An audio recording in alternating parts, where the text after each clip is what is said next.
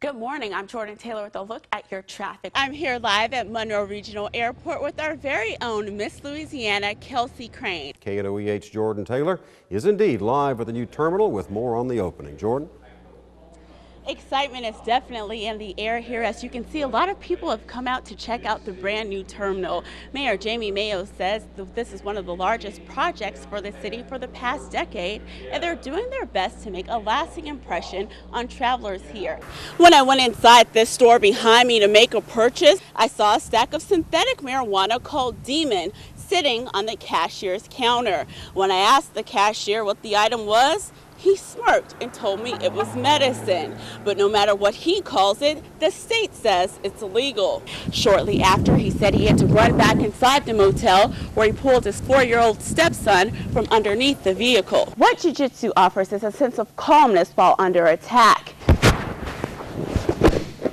It's a martial art where size and strength are substituted by leverage and technique. A picture taken of a high school student using the restroom at school has been circulating on campus. Now that student says he's too embarrassed to go to class. Most pedestrians here have to choose between walking in the ditch or the streets here to get to where they're going. After KNOE 8 News reported on the people of Verity having to endure a water shortage during triple-digit heat, the governor's office responded by sending 14 of these military-style water tanks to the town. This is the first day in 4 days I've taken a bath. I'm not happy over that. The people in Verity are frustrated. Many wake up each day not knowing if they'll have water service, and they are angry that they haven't received a notice to explain why. The most important thing is communication. Communicate with this community. We went to City Hall hoping to get an explanation from Mayor Glenn McLaughlin. His secretary told us he was busy working at the water plant, getting his hands dirty while trying to find a solution to the town's water problems. When I explained that the mayor didn't return my calls and questioned his responsibility to tell townspeople about the water problems, the mayor suddenly appeared from a back door and let loose with this tirade recorded on a cell phone. Baby, these people know me since I was a baby. I talk to people every day. I got 400 calls in 3 days. I tell them exactly what's going on. So I don't need to be on TV. Kim Kinsey says he was offended by the response he received from Alderwoman Gloria Lloyd when he called her office with concern. And the reply is, it's not my problem. The city doesn't pay my bills. Now, when that statement's made to me, that infuriates me. Kinsey believes political agendas and personal conflict between the mayor and the council are at the heart of these problems and fears their differences are jeopardizing the town's safety. You know, what happens if we have a fire and the water's not there? In Verity, Jordyn Taylor, KNOE 8 News. My name is Brian Bassel, and I'm also known as Dr. Do. It's a crappy job, but somebody has to do it. Dr. Do steps up to remind pet owners that animal waste contains bacteria and viruses that contaminate your yard. He's starting the cleanup business to do what many of you just don't have the stomach to do. Most people don't want to deal with pet waste, and I take that off their hands for them and clean it up. And they don't have to worry about smelling it or any spread of disease or bacteria from it from children or to other dogs. Dr. Do says he was inspired to start his pet waste removal service after years of taking care of his own dog. And since there aren't any other Dr. Do's in the area, he saw it as an excellent way to make some extra cash. There are other areas that have it, but I'm the first in the area to provide this service, and I think it could be really good for people that need it. Bassel is new to the pooper scooper business and sees it as a solution to environmental problems. Despite what some may think, your dog's waste is far from being fertilizer. It can take up to or over a year for waste to break down naturally in your yard. So I mean, it's going to be there for a while if you don't pick it up. Bassel hopes to make several rounds a week so you don't ever have to worry about smelling poop, stepping in it, or tracking it into your home. In Monroe, Jordyn Taylor, KNOE 8 News. 15-year-old Roderick Powell and his mother are going to the principal's office once again, hoping this time something will be done about Roderick's latest bullying attack.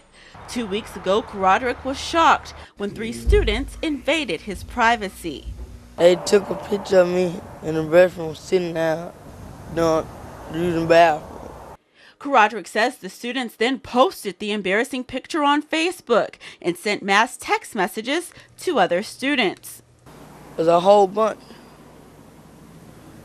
You got it on their phone. Most of the students I spoke with tell me they have seen the picture. Roderick's mother says the attack has hurt the entire family. Everybody been asking me why would they want to do something like this. And it's just embarrassing for people to just come up to me and ask me the questions. After the picture was taken, Roderick says he immediately went to the principal's office, but nothing was done. I tried speaking with the principal, Miss Bethea, but the people in the front office told me she wasn't there. They then said she was there, but unavailable. Brenda Powell believes the principal is trying to protect the attackers because their families are friends. Her son is often picked on because he's in special education, and Brenda is fed up with it. Her words of advice? I tell him that he is the way that God made him. In Faraday, Jordyn Taylor, KNOE 8 News. The sign on this marquee says, "Stop bullying now." But a teacher at Cherry Ridge Elementary School says the teachers are the ones doing the bullying.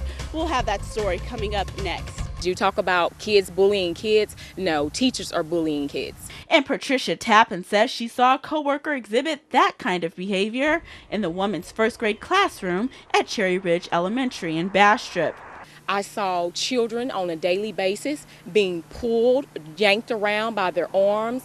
I saw children being hit in their backs forcefully. I saw children being thrown down in their chairs and pushed into their desk very hard. Tappan is a special education teacher who sits with her students in a regular class setting. She recalls one alleged incident that prompted a trip to the principal to file a complaint. She said, "Miss Tappan, turn your head. You're not going to want to see this." And so she went over to the little boy and she started beating him in his back. I mean, forcefully, beat him in his back and shaking him. Since reporting the incident to the principal's office and the school board, Tappan has been reassigned to Bastrop Junior High School. She says the principal here is more interested in protecting the school's image instead of the safety of the children in the classrooms. All they wanted me to do was be quiet, push everything under the rug, try to get me to sign a form stating that I will not go to the public about this, I will not speak to anybody about this, and to keep everything quiet. They're just going to transfer me. Tappan believes the school is protecting the teacher because she's a veteran with a long work history there. She never questioned the teacher's behavior, but the teacher came to Tappan one day with her own reasons for using excessive force. She said to me, "Well, Miss Tappan, sometimes you just have to do what you have to do to keep the classroom under control."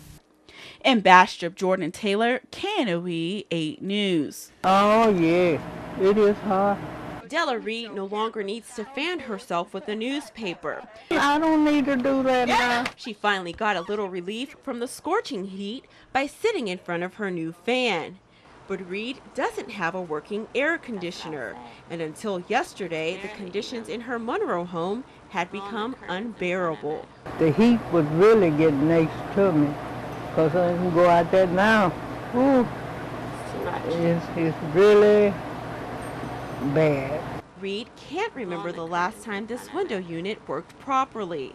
She is one of any number of senior citizens living on a fixed income who can't afford to buy a new AC. It don't put out much air at all. The Ouachita Council on Aging has stepped up to remind you to check on your elderly neighbors. Again this year, the council is giving out fans with the hope that they'll prevent heat-related stress. Reed has been placing curtains in doorways inside of her home to keep the heat from transferring into other rooms. Now that she has 3 new fans, she says she can now keep the front room a lot more cooler. You sweating, you don't know where which way you're going next time, or you forget something. But with those fans, really gives me a blessing. Reed says she understands the importance of staying hydrated in cool and hot weather. And with the fans buzzing, She plans to spend the rest of her day with a Coke and a smile. They get at me because I drink a Diet Coke. That's all I drink, baby. In Monroe, Jordyn Taylor, KNOV 8 News.